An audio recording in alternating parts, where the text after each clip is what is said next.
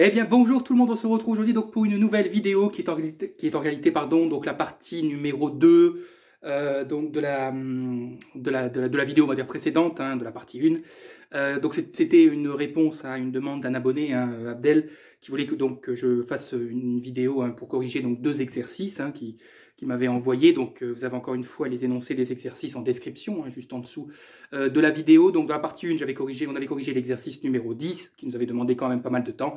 Et donc dans cette deuxième partie, donc dans cette seconde vidéo, nous allons corriger l'exercice numéro 11, hein, qui sera plus facile que l'exercice numéro 10. Ok, donc n'hésitez pas à lire tranquillement l'énoncé, hein, de cet exercice numéro 11, pour ceux que ça intéresse. Et puis on y va pour la correction. Alors, on nous donne une fonction d'utilité, comme d'habitude. Donc x1 fois x2 sur x1 plus 2x2.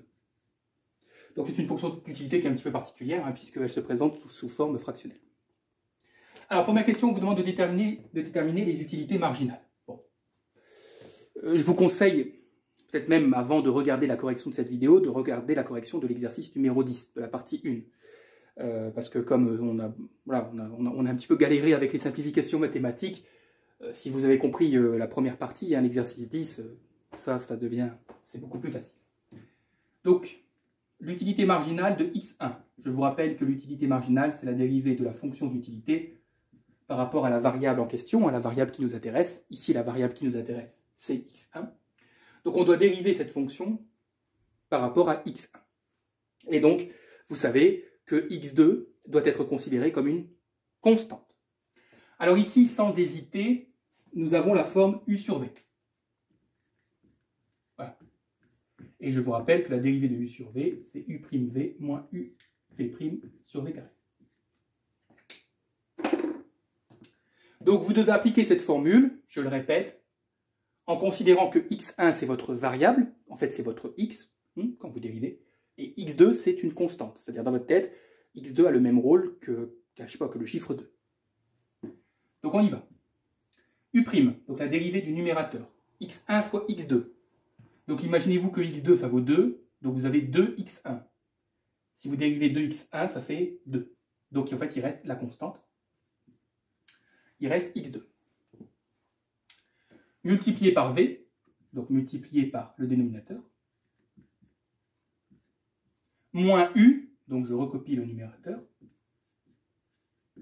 multiplié par v', donc la dérivée du dénominateur.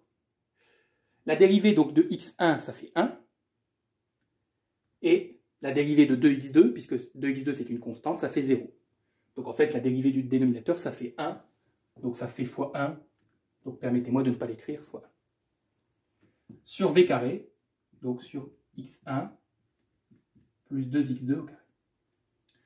Allez, on va simplifier, donc on va déjà développer le numérateur, donc on aura x2 fois x1 plus 2x2 carré moins x1 fois x2.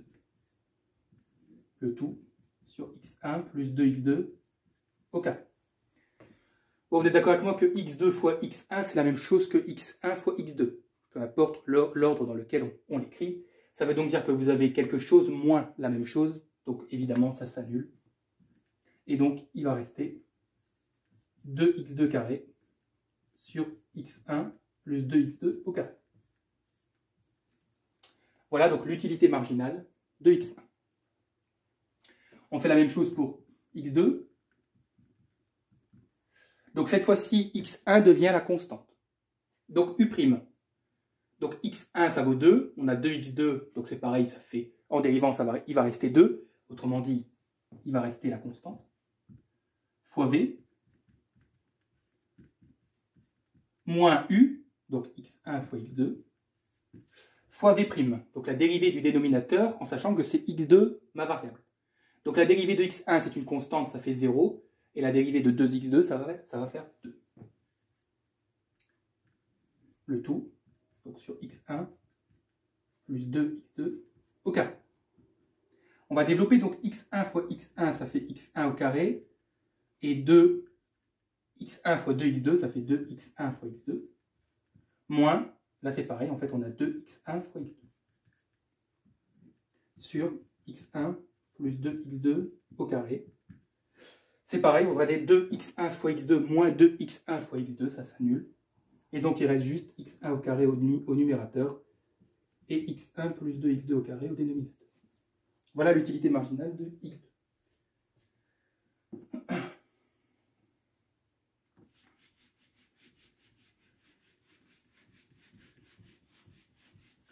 On vous demande d'en déduire le TMS. Le TMS, je vous rappelle que c'est le rapport des utilités marginales. Tiens, d'ailleurs, c'est peut-être pas un hasard qu'on vous a d'abord demandé de déterminer les utilités marginales avant le TMS. Pourquoi? En fait, il vous suffit tout simplement de diviser les deux résultats que vous avez obtenus. Donc, on aura 2x2 carré sur x1 plus 2x2 au carré, le tout sur x1 carré sur x1 plus 2x2 au carré. Ok? Attention, ma fraction principale, c'est la plus grande, qui est devant le égal. Alors, ça va se simplifier. Pourquoi? Je vous rappelle que diviser, ça revient à multiplier par l'inverse. Donc, le numérateur, on va le laisser tranquille. Ça fait 2x2 carré sur x1 plus 2x2 au carré. Et donc, on va multiplier par l'inverse. Donc, le bas, le dénominateur va devenir numérateur. Et le numérateur va devenir dénominateur. Ouais. Et regardez, magie des mathématiques. On a la même chose en haut et en bas, en sachant qu'on a une multiplication. Ça se simplifie. Et donc, il restera 2x2 carré sur x1 au carré. Voilà votre TMS. De x2 à x1.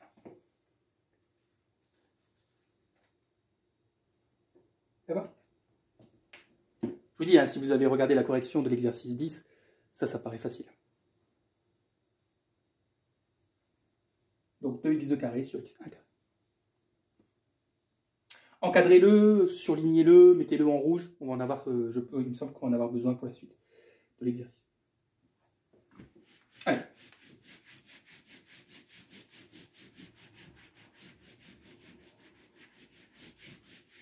Alors, on vous donne cette fois-ci des valeurs. On vous dit que le prix du bien 1, il vaut 1. Le prix du bien 2, il vaut P. C'est-à-dire qu'on ne connaît pas sa valeur. Et le revenu vaut 4. Et on vous demande tout simplement de déterminer l'équation de la contrainte budgétaire. Bon, c'est toujours pareil, vous devez connaître vos formules. La contrainte budgétaire, je vous rappelle que c'est R égale donc Px1 fois x1 plus Px2 fois x2. Et je remplace, donc ça fait 4 égale. Le prix de x1, il vaut 1, donc ça va faire 1 fois x1, donc x1. Le prix de x2, on a dit ça vaut P, fois x2. Voilà, vous avez l'équation de votre contrainte budgétaire. Alors attention, il faut distinguer. Là, vous avez l'équation de la contrainte budgétaire. Vous n'avez pas l'équation de la droite de budget. Ce n'est pas la même chose. Si on vous demande l'équation de la contrainte budgétaire, c'est ça. Si on vous demande, je rajoute, c'est pas demandé, mais c'est pas grave. Si on vous demande l'équation de la droite de budget, alors, elle découle de la première. Mais l'équation de la droite de budget, le but, c'est d'exprimer x2 en fonction de tout le reste. C'est-à-dire, l'équation, ce sera donc 4 moins x1 égale p fois x2. Et donc, on aura x2 égale 4 moins x1 divisé par p. Voilà, ça, c'est l'équation de la droite de budget. Vous voyez, vous prenez la contrainte budgétaire et vous exprimez x2 en fonction de x1. Donc, ce n'est pas tout à fait la même demande, même si c'est la même chose en soi. Mais bon, je tenais à vous le dire quand même.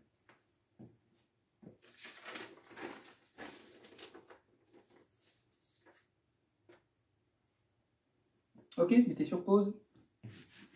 Alors, on vous demande l'équation de la question suivante. Donc, on garde les valeurs qui sont données. Je n'aurais pas dû les effacer, c'est pas grave. Je vais les réécrire ici. Donc, Px1 vaut 1, Px2 vaut P, et R égale 4. Alors, on vous demande l'équation de la courbe de consommation-prix. Alors, c'est quoi déjà graphiquement que ça correspond? Vous savez que donc on met ici le premier bien, ici le deuxième. Comment on représente l'optimum du consommateur graphiquement? Vous devez le savoir. Donc, on trace la droite de budget. Vous devez savoir que les extrémités, c'est R sur P1. Et ici, R sur P2. Ça, normalement, ça doit être acquis. Et puis on trace la courbe de la différence. Hop. Ok, on va l'appeler U0. Donc on trace la courbe de la différence, enfin une courbe de la différence, et le point de tangence, ici, c'est l'équilibre du consommateur. Okay. Donc là, on a la quantité optimale de X1, et là, la quantité optimale de X2. Le problème, c'est que Px1, on le connaît, il vaut 1. Ça veut donc dire, regardez, que l'extrémité ici, en fait, on a R, donc qui vaut 4, divisé par 1. Donc 4 sur 1, ça fait 4. Voilà. Là, on a R sur P2. P2, on sait que c'est P. Vous voyez, là, je remplace par les valeurs, en fait. Et R, on sait que c'est 4. Voilà. Donc, l'extrémité ici, c'est 4 sur P. Bien. Imaginez-vous maintenant que je fasse varier le prix de P2. C'est-à-dire que P varie. Alors, bon, ici, comme j'ai pas la... Attendez, je vais faire un axe un petit peu plus grand. Hop. Voilà.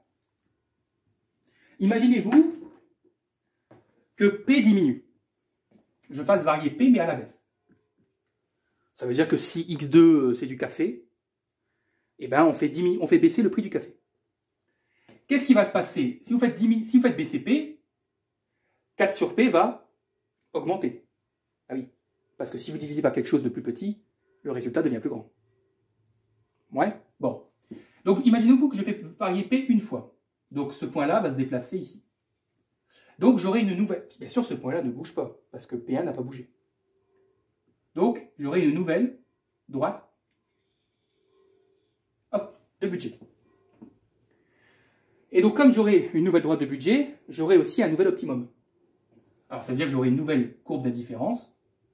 Alors, je ne sais pas, moi, on va la mettre comme ça. Hein. Voilà, donc ça, c'est une autre courbe d'indifférence. Et la tangence entre les deux me donnera un nouvel équilibre. Okay, donc, on aura x1' et x2'. Oui. Et imaginez-vous que je continue encore à faire BCP. Donc, ici, le point va passer ici. Donc, j'aurai une nouvelle droite de budget. Ouais. Et donc, j'aurai encore une fois une nouvelle courbe d'indifférence à tracer. Et donc, j'aurai un nouvel équilibre. Ouais. Hop. Hop. Etc., etc. Et imaginez-vous que je continue comme ça, à faire BCP. Et donc, qu'est-ce qui se passe? Qu'est-ce que vous remarquez? Bon, mais zoomez hein, si vous voulez, parce que c'est vrai que c'est pas... Qu'est-ce que vous remarquez? C'est qu'à chaque fois, vous avez l'optimum, en fait, change. Le premier, il est en rouge, là, c'est le point E. Le deuxième, c'est le point vert. Le troisième, c'est le point bleu. Donc, l'optimum évolue. Eh bien, en fait, si vous représentez... Bon, attention, ici, c'est très schématique, hein, je vous fais comprendre vite fait. Si vous représentiez... Si vous reliez les optimums entre eux, regardez. Bon, je fais du mieux que je peux. Hein. Donc, ici... Et bien sûr, après, ça continue, hein, parce que je vous ai dit qu'on peut faire BCP à l'infini. Donc, en fait, vous obtiendrez une courbe. Comme ça, un truc comme ça. Eh bien, cette courbe, elle est appelée la courbe de consommation-prix. La courbe de consommation-prix vous donne l'ensemble des optimums, hein, ça relie l'ensemble des optimums, lorsque le prix d'un seul bien varie. Ici, c'est le prix du bien 2, P varie, il varie à la baisse, successivement. Eh bien, la courbe de consommation-prix va permettre de relier l'intégralité des optimums suite à des baisses consécutives du prix d'un bien. On aurait pu faire la même chose avec le prix du bien 1. Mais là, en l'occurrence, on le fait avec le bien 2 puisqu'on ne connaît pas la valeur du bien 2. Donc, c'est lui qu'on va faire varier à l'infini. Okay? Et donc, si vous reliez tous les optimums, vous avez ce qu'on appelle la courbe de consommation-prix. Qui est en rouge. Bon, là, elle est bizarre. Hein. Normalement, dans la réalité, c'est pas comme ça. Mais bon, vous avez compris. Et donc maintenant, bah, c'est comment, mathématiquement, on détermine cette courbe. Donc j'ai... bon, non, je peux effacer. Bah écoutez... Bah quoi? Bah, si la courbe de consommation-prix relie tous les optimums, bah, la première chose à faire, c'est de déterminer l'optimum. C'est de déterminer la condition de l'optimum. Or, vous savez que l'optimum est atteint lorsque le TMS est égal au rapport des prix. Ça, c'est ma première... C'est la base de tout. Si je cherche à relier les optimums, bah, faut commencer par écrire la condition de l'optimum. Alors le TMS, ben, on l'avait, hein, on avait déjà déterminé la question 1. On avait trouvé 2x2 carré sur x1 carré. Px1, on a dit ça fait 1, et Px2, ça fait P.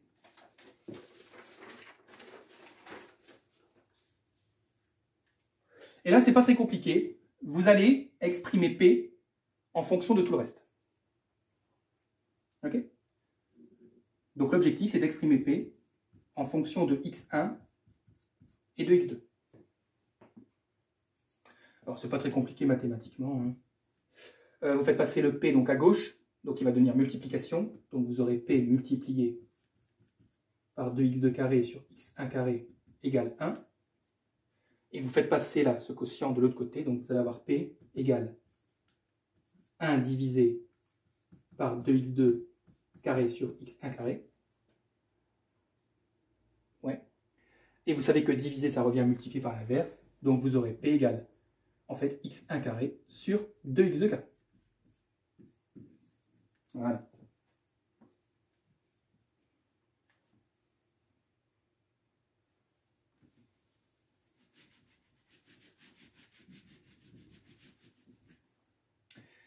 Et vous allez prendre la contrainte budgétaire. Ça, c'est la question 2. Vous allez prendre l'équation de la contrainte budgétaire. Donc, on avait trouvé 4 égale x1 plus x2 fois p. Et vous doutez bien, qu'est-ce qu'on va faire? On va remplacer p par ce qu'on vient de trouver. Donc, x1 plus x2 multiplié par x1 carré sur 2x2 carré.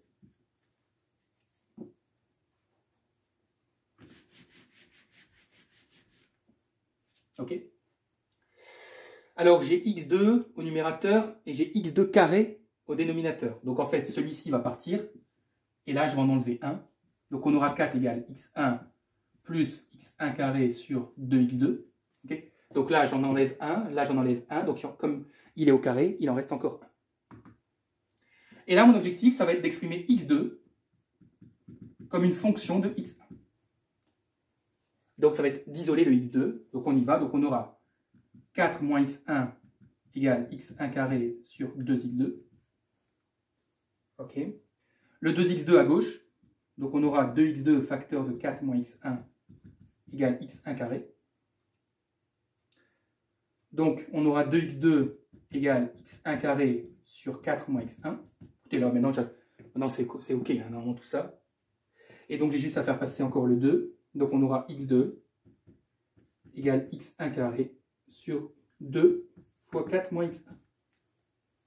Okay, donc, le 2 qui est ici en multiplication, il va venir s'associer avec le dénominateur, hein, 4 moins x1. Et voilà, ça, c'est ce qu'on appelle l'équation de la courbe de consommation-prix. C'est-à-dire que vous pouvez remplacer x1 par plusieurs valeurs et vous allez obtenir une courbe. Hein, si vous, graphiquement, vous faites un tableau de valeurs et après vous reliez les points et vous avez la courbe de consommation-prix qui nous donne l'ensemble des optimums suite aux variations de P.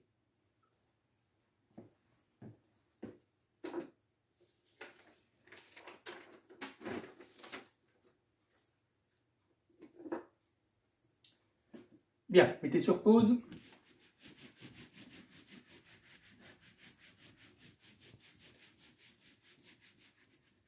Alors, on vous donne des informations qui vont changer un petit peu. On vous dit que P1, c'est toujours 1. Et cette fois-ci, on vous donne P2. On vous dit que ça vous fait 2. Et en fait, c'est R qu'on ne connaît pas. Et on vous demande l'équation de la courbe de consommation-revenu. En fait, c'est la même chose, la courbe de consommation-revenu, que celle de consommation-prix. Mais l'interprétation, en fait, elle est différente. C'est quoi? C'est l'ensemble des optimums. Ça relie l'ensemble des optimums suite à une variation du revenu. Tout simplement. La consommation-prix, c'est l'ensemble des optimums lorsque un prix varie. Et bien la courbe de consommation-revenu, c'est l'ensemble des optimums lorsque le revenu varie. Voilà. Donc en fait, graphiquement, hein, si on le fait vite fait, allez, hop. Donc j'ai un premier optimum qui est ici. Hop. Et puis imaginons que je fasse augmenter le revenu. Donc si je fais augmenter le revenu, ma contrainte budgétaire va se déplacer de manière parallèle. Okay. Donc j'aurai un nouvel optimum. Je l'augmente encore. J'aurai un troisième. Et si je relie tous les optimums, eh ben, j'obtiens ma courbe de consommation-revenu. Alors écoutez, mathématiquement, il n'y a rien de plus simple. Il n'y a rien de plus simple. Vous allez faire TMS égale rapport des prix. Ouais. Le TMS, c'est quoi? C'est 2x2 carré sur x1. Px1, c'est 1. Px2, c'est 2. Et vous allez exprimer x2 en fonction de x1. Donc vous allez avoir 2x2 carré égale 1 demi de x1. x2 carré égale 1 quart de x1. Et donc x2 égale la racine carrée de 1 quart de x1. Ça, c'est l'équation de la courbe de consommation revenu.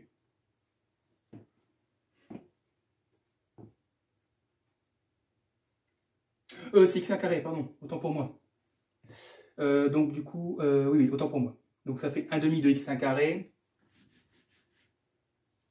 Donc ça fait 1 quart de x1 carré. Voilà, pardon. Donc c'est pareil, ça ne change rien. Donc ça fait la racine de 1 quart de x1 carré. En fait, ça se simplifie bien parce que la racine de 1 quart de x1 carré, donc c'est la racine de 1 quart multipliée par la racine de x1 carré. Ça, c'est les propriétés des racines. La racine de 1 quart, ça fait 1 demi. Et racine de x1 carré, bah, la racine et le carré s'annulent. Donc il reste x1. Voilà, pardon, autant pour moi. Donc ça, c'est l'équation de... Mais en fait, vous avez vu l'équation de la courbe de consommation revenu, c'est quoi en fait? Qu'est-ce que j'ai juste fait? J'ai écrit la condition d'optimisation et j'ai exprimé x2 en fonction de x1. Mais ça, c'est ce qu'on fait à chaque fois lorsqu'on veut déterminer l'équilibre du consommateur. Prenez l'exercice numéro 10 juste avant. Prenez la première méthode, la condition d'équilibre. Comment on a déterminé l'équilibre du consommateur? On a écrit TMS égale le rapport des prix et on a exprimé x2 en fonction de x1 avant de le remplacer dans la contrainte budgétaire. Donc en fait, à chaque fois que vous essayez de déterminer l'équilibre du consommateur, en passant par la méthode des conditions d'équilibre, vous écrivez toujours l'équation de la courbe de consommation revenu. On ne vous le dit jamais, on vous dit, bon, vous prenez TMS égale le rapport des prix, vous exprimez x2 en fonction de x1, vous remplacez dans la contrainte budgétaire. Mais en fait, à chaque fois, vous devez déterminer l'équation de la courbe de consommation revenu. Voilà. Donc là, ce serait une droite, par contre, puisque c'est une fonction qui est linéaire. Donc graphiquement, vous auriez quelque chose comme ça. Voilà. Ça, c'est la droite de consommation revenu. Ça va? Bon voilà, vous avez dit hein, que l'exercice 11 était plus rapide que le 10. Et voilà, donc n'hésitez pas à mettre un petit like, à vous abonner. Hein, donc j'espère, Abdel et Nassim, que ça vous aura aidé, hein, cette petite vidéo.